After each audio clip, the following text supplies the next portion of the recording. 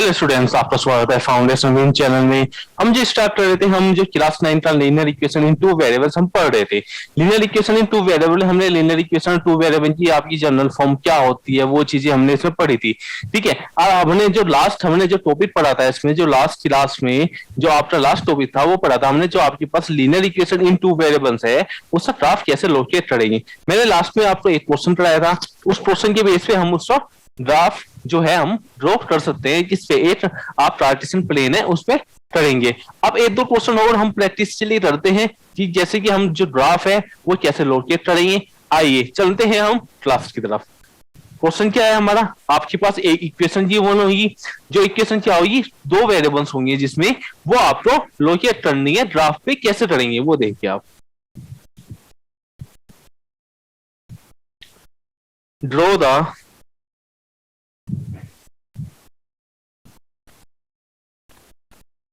graph of the equation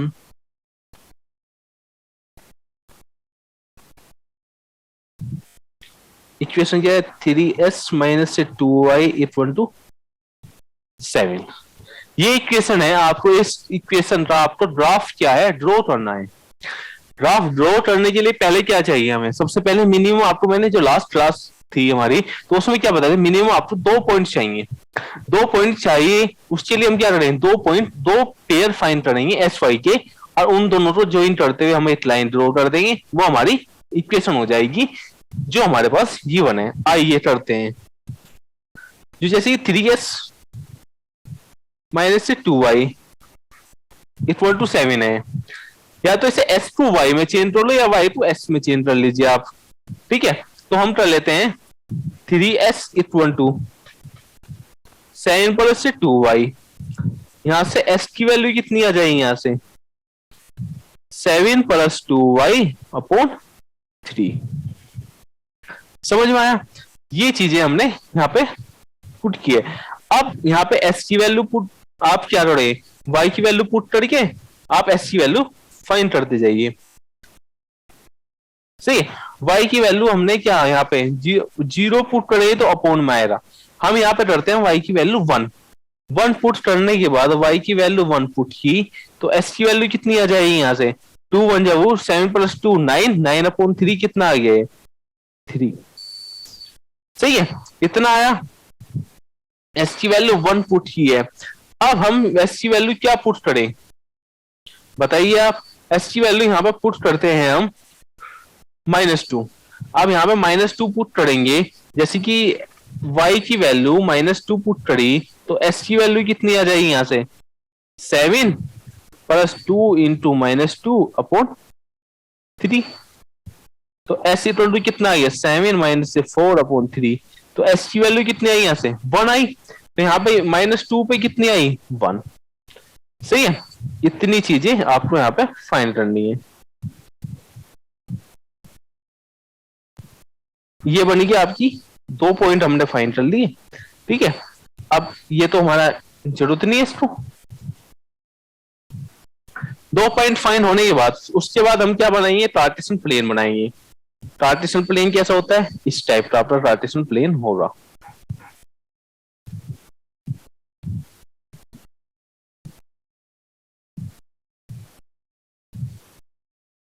ठीक है, ये कार्टेशियन प्लेन हो गया आपका। अब इस कार्टेशियन प्लेन पे जो हमारे जो हॉरिजॉन्टल है, ये तो मैंने आपको बताया था, ये एस है, this is Y, this is S dash, this is Y dash, ये था। अब हमारे पास 3 और 1 है, एस पे 3 वाई पे 1। अब इस पर कुछ पॉइंट कर लेते हैं, ड्रो 3 4 5, कुछ पॉइंट इस पर कर लेते हैं 1 2 3 4 5, 1 2 3 4 5, 1 2 3 4 5, 1 2 3 4 5, 1 2 3 4 5। या एस पे कितना है 3, वाई पे 1, एस पे 3 और वाई पे 1, तो पॉइंट क्या हो जाएगा, ये पॉइंट हो गया है। एस पे 1 वाई पे -2, ये एस पे 1 वाई पे -2, तो दूसरा पॉइंट ये हो गया। अब इन दोनों को ज्वाइन करते हुए हम क्या करेंगे, एक लाइन ड्रॉ करेंगे। ठीक है, जो हमारी इन दोनों को ज्वाइन करते हुए अब हम क्या करेंगे, यहाँ पे लाइन ड्रॉ कर देंगे।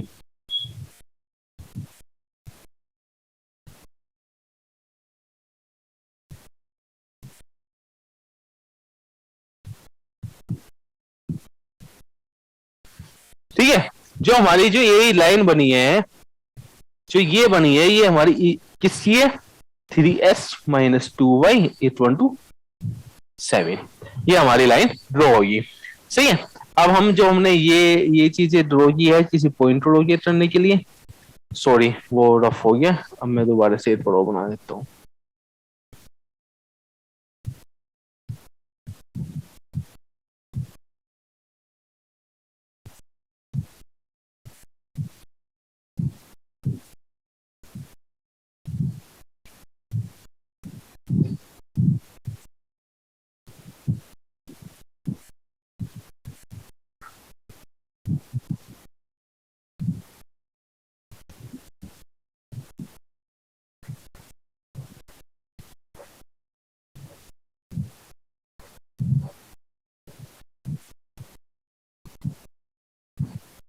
ठीक है, जो हमारी ये बनी है लाइन, तो यही तो हमारी ये बनी है। ठीक है, समझ में आया। जो ये दो पॉइंट है, एक तो ये पॉइंट, दिस पॉइंट और दिस पॉइंट, इनके नोटेशन क्या है हमारी, इनको नोटेशन तो यहाँ पे लिख दीजिए। ये क्या है हमारा, s1 y2 और ये 3,1। सही है, दो पॉइंट होंगे आपके, दो पॉइंट आपको पता होने के बाद आप लाइन को ड्रॉ कर सकते हैं आराम से। सही है, सबसे पहले हमने यही किया है।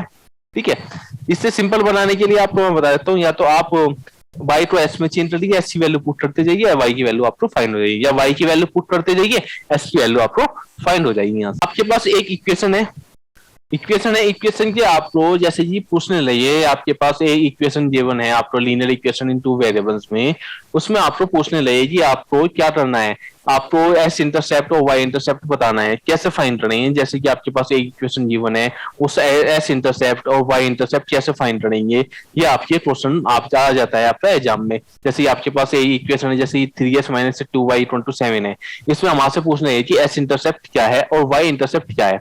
एस इंटरसेप्ट का मतलब क्या है, जो हमारी जो लाइन है वो एस पे किस पॉइंट पे आपकी टच कर रही है। वाई इंटरसेप्ट का मतलब वो होता है, वो जो लाइन है जो वाई आपकी एक्सिस है उस पे किस पॉइंट पे टच कर रही है। ये दोनों जो होते हैं ये हमारे एस इंटरसेप्ट और वाई इंटरसेप्ट कहलाते हैं। जो फर्स्ट वाला जो एस इंटरसेप्ट होता है उसकी वैल्यू फाइंड करने के लिए जो आपके पास इक्वेशन है उसमें जो y की वैल्यू 0 पुट कर दीजिए, वहां से जो s की वैल्यू आएगी वो s इंटरसेप्ट कहलाएगी। ऐसे ही y इंटरसेप्ट फाइंड करने के लिए जो इक्वेशन है उसमें s की वैल्यू 0 पुट कर दीजिए, वहां से आपकी वैल्यू y की वैल्यू फाइंड हो जाएगी। That value of y is called y intercept of the equations. ठीक है, अब जैसे कि हमारे पास लास्ट वाली इक्वेशन थी 3s-2y=7 है, इसमें s इंटरसेप्ट और y इंटरसेप्ट कैसे फाइंड करेंगे। पहले में s की वैल्यू 0 कर दीजिए, y की वैल्यू आएगी वो y इंटरसेप्ट कहलाएगा, और s की वैल्यू 0, y की वैल्यू 0 पुट कर दीजिए, s की वैल्यू जो आएगी वो s इंटरसेप्ट कहलाएगा। आइए कुछ क्वेश्चन करते हैं इसी के बेस पे। ठीक है, वो चीजें मैंने आपको बता दी है। अब नॉर्मली मैं आपको बता देता हूँ, जैसे कि हमारे पास देखिए S intercept and Y intercept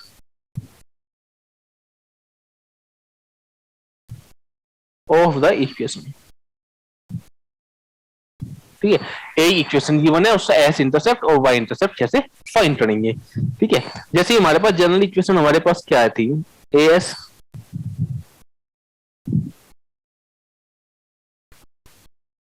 हमारे पास जनरल इक्वेशन थी AS plus BY plus C equal to 0। For S intercept के लिए क्या बताया मैंने, put Y equal to 0, y की वैल्यू 0 पुट करें तो क्या बनेगी आपकी as plus C equal to 0। तो s की वैल्यू क्या आई यहां से -c/a। तो s इंटरसेप्ट क्या हो जाएगा यहां से, s की वैल्यू क्या होगी -c/a। और वाई की वैल्यू क्या है यहाँ पे 0। जो ये हो रहा हमारा, ये एस इंटरसेप्ट हो रहा हमारा, ठीक है, समझ में आया था ना।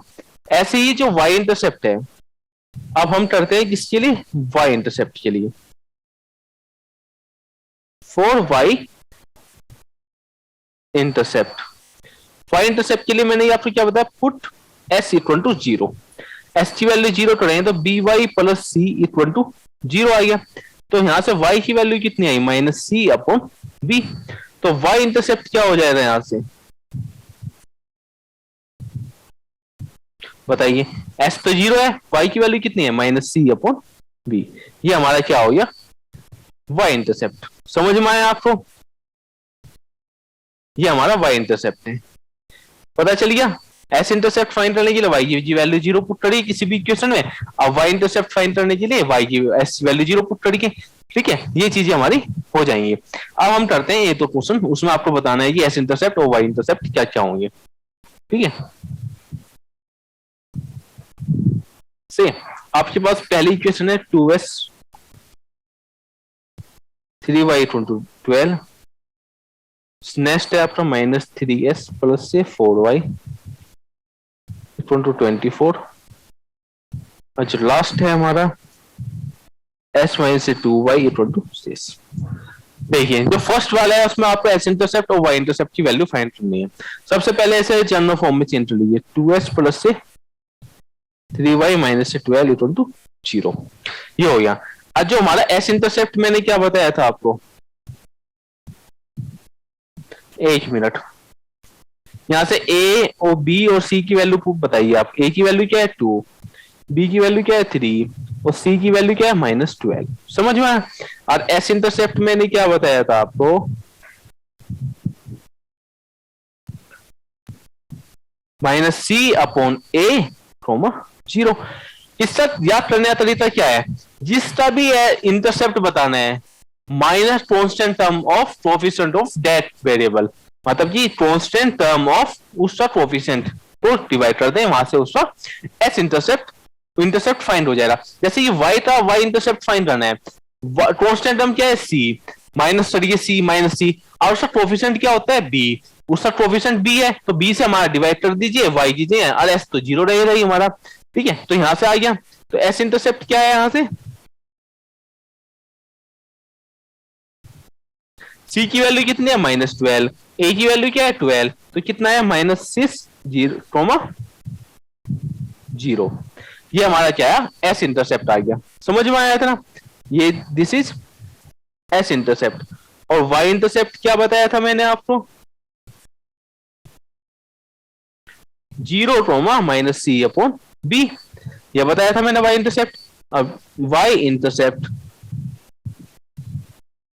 क्या आ जाएगा 0 सी की वैल्यू क्या है माइनस 12 और बी की वैल्यू क्या है 3, माइनस 12 अपॉन 3 कितना आएगा -4, तो y इंटरसेप्ट कितना है आपका -4। ये आ गया हमारे s इंटरसेप्ट और y इंटरसेप्ट किसी भी इक्वेशन की, ठीक है। अब यहां से s इंटरसेप्ट क्या आ जाएगा आपका, माइनस सी अपॉन ए कोमा 0। सी की वैल्यू कितनी है, पहले तो इस फॉर्म में चेंज कर दीजिए, तो -3s प्लस से 4y minus of 24 equal to 0। C की वैल्यू -24, तो 24, ऐसे यहाँ पे -12 है, तो माइनस सी अपॉन यहाँ पे प्लस से 6 आएगा, यहाँ पे प्लस से 4 आएगा, तो इसका मतलब क्या हुआ, यहाँ पे +6 और +4 इस टाइप का आएगा हमारा ये, ठीक है। 24 अपॉन ए की वैल्यू कितनी है -3, 0, तो कितना है यहां से -8, 0, ये आया हमारा एस इंटरसेप्ट। सही है। ऐसे ही वाई इंटरसेप्ट क्या आ जाएगा, वाई इंटरसेप्ट क्या 0 माइनस सी अपॉन बी, यही तो बताया मैंने। तो यहां से 0, सी की वैल्यू क्या है -24, और माइनस है ये बात 24 अपॉन बी की वैल्यू क्या है 4, तो क्या आ गया यहाँ से 0, 6 आ गया वाई इंटरसेप्ट। ये हमारा y इंटरसेप्ट है और ये हमारा s इंटरसेप्ट। सिंपल ही है, कुछ नहीं करना, बस सिंपल ही आपको वैल्यू फाइंड करनी है इसमें। ठीक है, अब जो नेक्स्ट वाला है इसे जनरल फॉर्म में चेंज करिए आप। s minus 2y minus 6 equal to 0। a की वैल्यू क्या है 1, b की वैल्यू क्या है -2 और c की वैल्यू क्या है -6। तो s इंटरसेप्ट क्या है आपका 0, नहीं आएगा, -c/a, 0।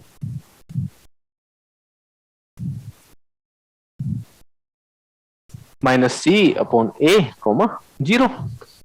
तो वैल्यू कितनी है -c/a, 6 अपॉन a क्या है 1, तो कितना है यहाँ पे 6, 0। ये हो गया हमारा s इंटरसेप्ट। ऐसे ही y इंटरसेप्ट फाइंड करना हो आपको, क्या हो जाए 0, -c/b। तो y इंटरसेप्ट क्या आ जाएगा यहाँ से 0, -c क्या है +6 हो गया अपॉन -2 -3।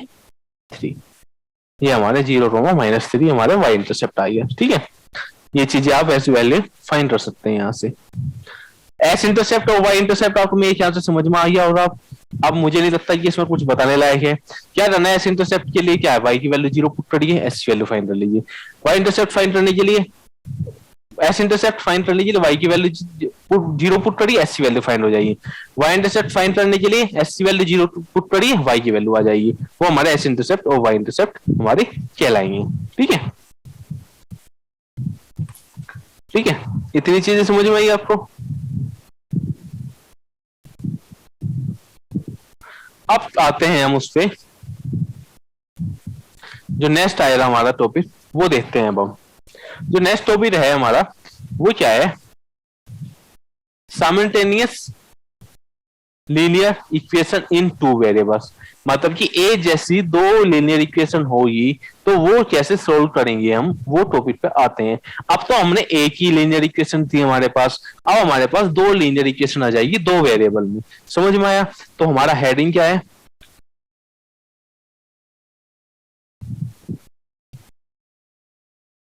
simultaneous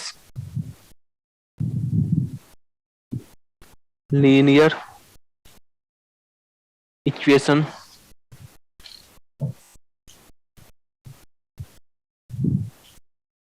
in 2 variables। ठीक है, simultaneous linear equation in 2 variables का मतलब क्या है, ए जैसी 2 लीनियर इक्वेशन होंगी वो साइमल्टेनियस इक्वेशन कहलाती हैं। जैसे कि मान लो हम ले लेते हैं यहाँ 2 इक्वेशन, जो L1 ले ली हमने और L2 ले ली। जो L1 है वो A1s प्लस से B1y प्लस से C1 इक्वल टू 0। ये A2s plus B2y plus C2 equal to 0।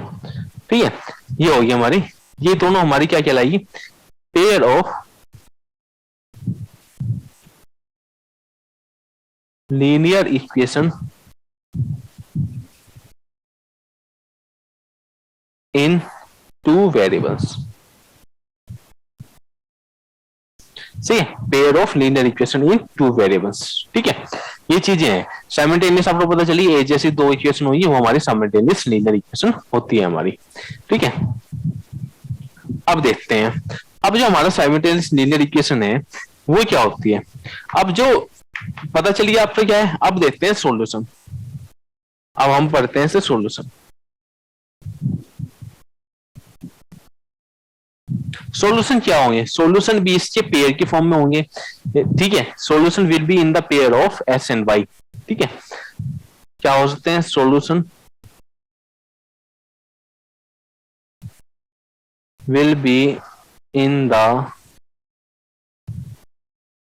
Pair of, किस पेयर में होगी, S1y।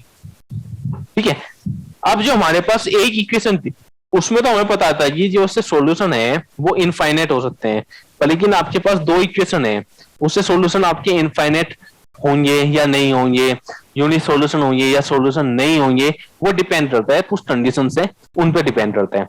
उससे पहले हम पढ़ लेते हैं कंसिस्टेंस और इनकंसिस्टेंस सिस्टम। कंसिस्टेंस का मतलब क्या है, कोई आपका सिस्टम एग्जिस्ट करता है, मतलब 2 इक्वेशन आपकी आपस में, मतलब ये कोई भी हमें रिजल्ट दे। इनकंसिस्टेंट का मतलब क्या है, कोई भी आपके पास दो इक्वेशन होंगी वो हमें कोई भी रिजल्ट ना दे। ना रिजल्ट दे का मतलब क्या है, उनके कोई भी सॉल्यूशन ना आए। रिजल्ट देने का मतलब क्या है, एक मिनिमम एक भी एक सॉल्यूशन आए। कंसिस्टेंट का मतलब क्या है, वे आपस में जब भी आप एक लाइन ड्रॉ करेंगे दोनों को, एक लाइन तो ड्रॉ करेंगे फिर दूसरी को, तो वे जब हम ड्रॉ करेंगे वे कम से कम एक सॉल्यूशन हमें दे तो हमारा कंसिस्टेंट सिस्टम कहलाता है। अगर हमारा एक भी सॉल्यूशन नहीं दे, इनकंसिस्टेंट सिस्टम कहलाता है हमारा। आइए पढ़ते हैं हम, ठीक है। अब जो नेक्स्ट आता है हमारा consistent and inconsistent system.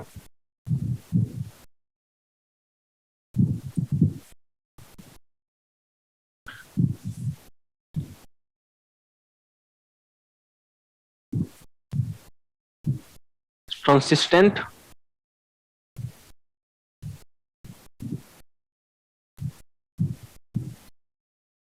and inconsistent, ठीक है।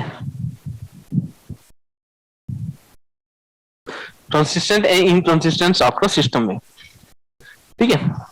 कंसिस्टेंट और inconsistent system of linear equation two variables है।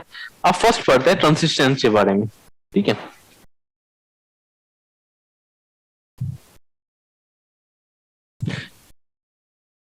कंसिस्टेंट सिस्टम वो कहलाता है आपका जिसमें एटलीस्ट आपका वन सॉल्यूशन हो।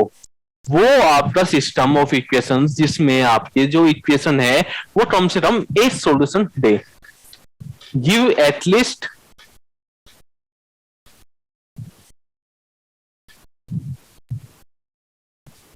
वन सॉल्यूशन, ठीक है। कम से कम आपका एक सॉल्यूशन हो।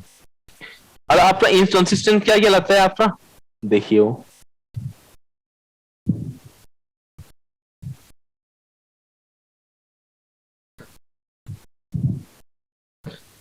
क्या हो रहा, डजंट हैव नो सॉल्यूशन, ठीक है। क्या हो, नो सॉल्यूशन हो और एटलीस्ट वन सॉल्यूशन हो। वन सॉल्यूशन हो कंसिस्टेंट कहलाएगा, नो सॉल्यूशन है तो इनकंसिस्टेंट कहलाएगा। समझ में आया। अब इसके बाद आती है इंकंसिस्टेंट और इनकंसिस्टेंट सिस्टम आ गया। इसके बाद आता है हमारा कुछ चीजें पढ़ते हैं हम, वेरियस पॉसिबिलिटीज पढ़ते हैं। वेरियस पॉसिबिलिटीज का मतलब क्या है, आपके पास दो इक्वेशन है, उनमें आपकी क्या हो रहा है, ये इक्वेशन आपकी कंसिस्टेंट कैसे होंगी, इनकंसिस्टेंट कैसे हम प्रूफ करेंगे, ये चीजें हमें डायरेक्ट फॉर्मूला बता रही है, हम कैसे प्रूफ कर सकते हैं ये चीजें, ठीक है। अब आते हैं वेरियस पॉसिबिलिटीज के बारे में पढ़ते हैं।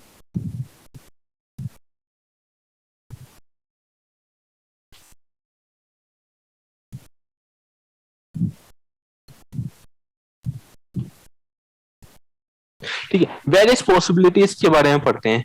आपके पास दो इक्वेशन है, जैसे ये हमारे पास क्या है, a1s b1y plus c1 equal to 0, ठीक है। दूसरी इक्वेशन है a2s plus b2y plus c2 equal to 0। इस टाइप की आपके पास, ठीक है, दो इक्वेशन है।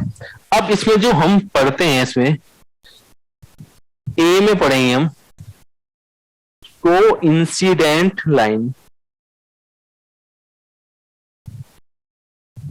ठीक है। कोइंसिडेंट लाइन का मतलब बताता हूं मैं आपको क्या होता है। कोइंसिडेंट लाइन का मतलब क्या है, वे दो लाइन अगर हम, ठीक है, एक लाइन के ऊपर दूसरी लाइन को हम रख दें, मतलब ये जैसे मैंने हाथ के ऊपर दूसरा हाथ रख दिया, अब वो से पूरे को ऑब्जर्व कर ले, ठीक है। मतलब कि आपके पास सेम ही आपकी क्या है सब चीजें, मतलब ये सेम एज है, दोनों सेम लाइन है, ठीक है। सारे पॉइंट एक दूसरे के, मान लो इस लाइन के जो पॉइंट है और उस लाइन के जो पॉइंट है दोनों एक दूसरे पे लाई करते हैं, तो हमारा वो क्या कहलाएगा, कंसिस्टेंट सिस्टम, कोइंसिडेंट लाइन कहलाएगा हमारा, ठीक है। आया था ना समझ में। अब इसके बाद आपका इतना आया, इसके बाद जो है कोइंसिडेंट लाइन आपको पता चली, जैसे कि इसके लिए जो कोइंसिडेंट लाइन का इसका मतलब ये भी होता है कंसिस्टेंट होता है आपका,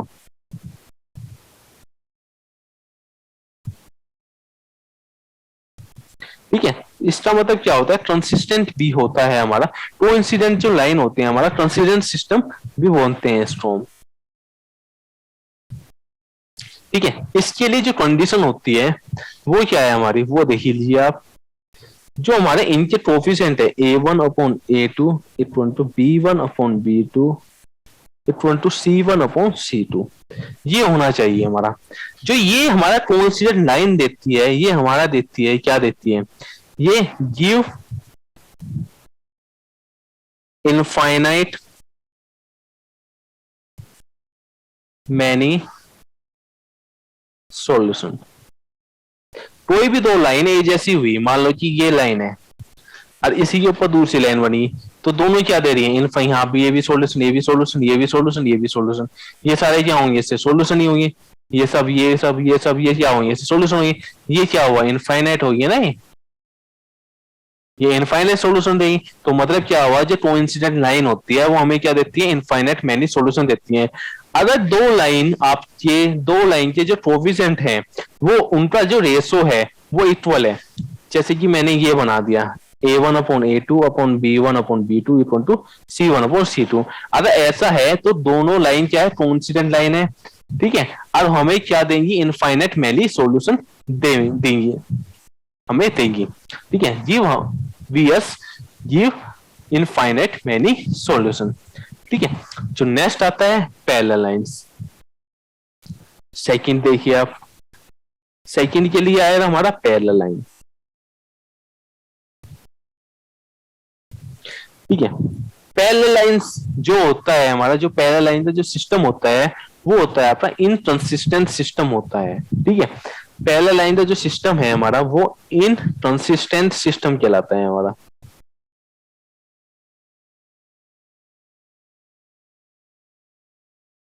ठीक है। इनकंसिस्टेंट सिस्टम कहलाएगा हमारा पैरेलल लाइन। इसके लिए जो कंडीशन है वो क्या होगी हमारी, A1/A2 equal to B1/B2 does not equal to C1/C2। अब जो ये हमें दे रहा, हैव नो सॉल्यूशन, समझ में आया। मान लो कि एक कार्टेशियन प्लेन मैंने यहाँ पे बना दिया, ये लाइन ऐसे है, ये भी दूसरी ऐसे है, ये दोनों क्या है, ये L1 है, ये L2 है, ये दोनों क्या है, पैरेलल है। पैरेलल लाइन कभी भी एक दूसरे पर कट नहीं करती है, ठीक है। कट नहीं रही तो कोई भी सॉल्यूशन नहीं आएगा। तो ये हमारी पैरेलल लाइन क्या रहेगी, तभी भी कोई भी सॉल्यूशन हमें नहीं देंगे। इसलिए कंडीशन हमारी क्या होगी, A1/A2 equal to B1/B2 does not equal to C1/C2। ये चीजें हमारी इसके लिए हो जाएंगी यहाँ से, ठीक है। पैरेलल लाइन के बारे में पता चलिए। पैरेलल लाइन के लिए क्या है आपकी, जो उनके जो वेरिएबल के कोफिशिएंट का जो रेशो है वो हमेशा क्या होना चाहिए, इक्वल होना चाहिए, कांस्टेंट के रेशो के अनइक्वल होना चाहिए, वो हमारी जो पैरेलल लाइन चलाएगी। पैरेलल लाइन कभी भी हमें कोई भी सॉल्यूशन नहीं देती है। इतनी चीजें समझ में आई। जो लास्ट हमारा सी पार्ट आता है, इसमें सी पार्ट के लिए देखिए आप, इसमें जो हमारा सी आएगा, ठीक है, जो सी आएगा हमारा यूनिक सॉल्यूशन आएगा,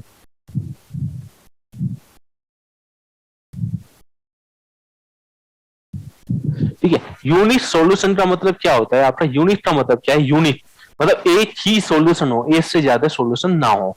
यूनिक सॉल्यूशन जो आता है हमारा किस सिस्टम में आता है, ये हमारा कंसिस्टेंट सिस्टम में आता है,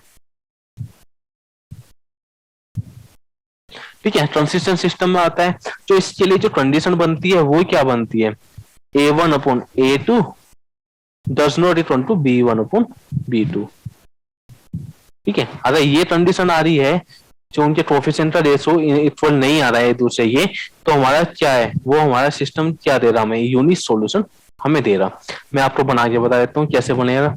मान लो ये सिस्टम बना दिया आपको, एक लाइन ऐसे ड्रॉ कर दी, दूसरी मैंने ऐसे कर दी, ये क्या कर रही है, एक ही पॉइंट पे कट कर रही है ये, ठीक है। मान लो इस पॉइंट पे ये कट कर रही है, ये क्या हुआ, यूनिक सॉल्यूशन हो गया इसका, समझ में। यूनिक सॉल्यूशन हो गया। वो यूनिक का मतलब क्या है, वन ही ओनली है, ओनली, तो मैं यहां पे लिख देता हूं, है ओनली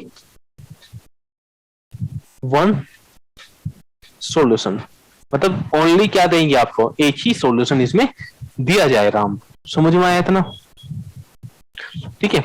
इतनी चीजें समझ में आई। अब इसके बाद इतनी चीजें समझ में आने के बाद अब हम करते हैं कुछ चीजें, ठीक है। जैसे कि आपके पास पैरेलल लाइन ड्रॉ कैसे करेंगे हम, मैं यहाँ पे आपको बता देता हूँ कैसे कैसे होंगी, ठीक है। अब वो देख लीजिए आप,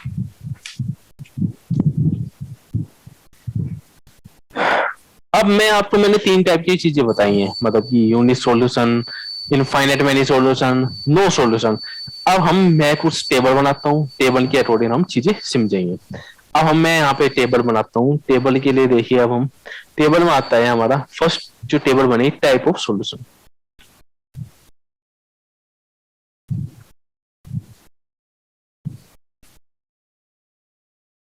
सही है, ये टाइप ऑफ सॉल्यूशन बन गया। नेक्स्ट बनेगी आपकी नंबर ऑफ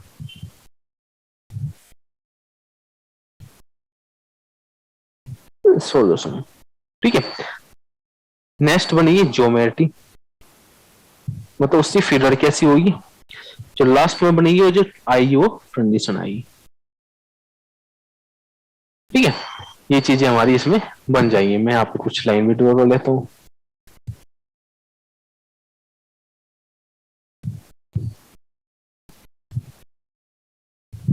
ठीक है, कितनी है हमारी, 3 ही कंडीशन पड़ी है, हमने 3 ही लाइन में यहाँ पे ड्रॉ कर लेता हूँ।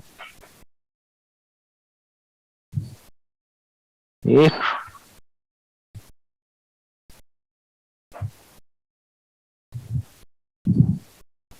दो,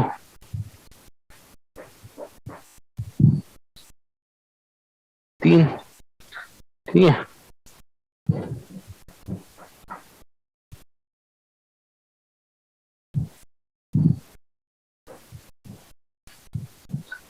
सही है।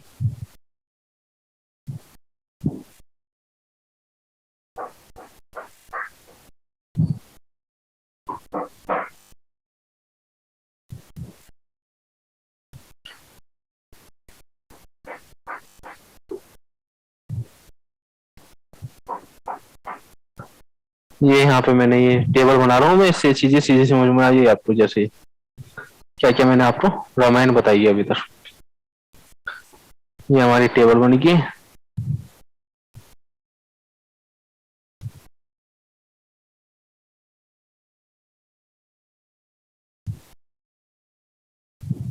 देखिए, type of solution. Type of solution में हमने क्या क्या पढ़ा है अभी अभी देखिए यहाँ पे। जो फर्स्ट पढ़ा है हमने इसमें, पहले पढ़ा है हमने यूनिक सॉल्यूशन।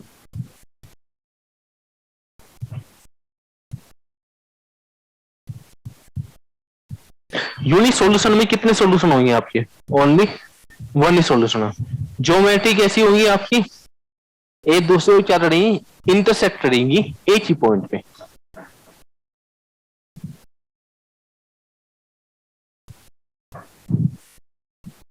इंटरसेक्टिंग करेंगी। ठीक है, कंडीशन क्या होगी, जो A1 upon A2 does not equal to B1 upon B2, ये हमारी कंडीशन इसमें हो जाएगी। ठीक है, जो नेक्स्ट वाली, जो नेक्स्ट हमने क्या पढ़ा, यूनिक सॉल्यूशन। यूनिक के बाद आएगा हमारा क्या है, infinite many solution. Unique solution तो हमारा कंसिस्टेंट भी आता है। ठीक है, ये क्या आएगा, नेक्स्ट वाला क्या आएगा हमारा, इनफाइनाइट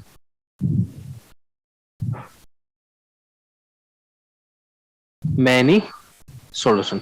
इनफाइनाइट मैनी सॉल्यूशन में कितने होंगे, इनफाइनाइट सॉल्यूशन होंगे। ये क्या करेंगी, इंटरसेक्टिंग करेंगी या नहीं करेंगी, नहीं करेंगी ना। ये आपकी क्या करेंगी, इनसाइड आपकी क्या करेंगी, इनफाइनाइट मैनी सॉल्यूशन में आपने इंटरसेक्टिंग करेंगी, एक दूसरे के ऊपर आ जाएंगी। ये क्या है, कोइंसिडेंट। ठीक है, इसके लिए कंडीशन क्या होंगी, इनफाइनाइट मैनी सॉल्यूशन की कंडीशन मैंने क्या बताई थी, तीनों जो कोफिशिएंट जो है आपस में क्या होने चाहिए, इक्वल होने चाहिए। तो यहाँ पे क्या लिख दो, A1 upon A2 equal to B1 upon B2 equal to C1 upon C2। इतना है। नेक्स्ट में क्या है ना, have no solution. Have no solution में कितना आएगा, 0। और इन तो ये क्या करेंगे, लाइन ज्योमेट्री क्या बन जाएगी, पैरेलल। पैरेलल के लिए कंडीशन क्या बताएगी, A1 upon A2 equal to B1 upon B2 does not equal to C1 upon C2। ये हमारी 3 कंडीशन हमने इसमें बताई थी। ठीक है, इतनी चीजें समझ में आई आपको। ठीक है, आज की जो क्लास में हमने क्या क्या चीजें पढ़ी हैं, बहुत सारी चीजें पढ़ी है, कंसिस्टेंट, इनकंसिस्टेंट, और आपका यूनिक सॉल्यूशन क्या क्या होता है, हमने बहुत सारी चीजें पढ़ी हैं। और साइमल्टेनियस आपका लीनियर सिस्टम क्या होता है वो भी चीजें पढ़ी है, मतलब एक जैसी दो इक्वेशन लेने एक साथ लेने तो हमारा simultaneous linear equation in two variables में कहलाएगा। उसमें भी हमारे सॉल्यूशन किस टाइप के होंगे, ट्रांसिस्टेंट होंगे, इनट्रांसिस्टेंट होंगे। ट्रांसिस्टेंट सिस्टम और इनट्रांसिस्टेंट सिस्टम मैंने आपको बता दिया था कि कैसे होते हैं।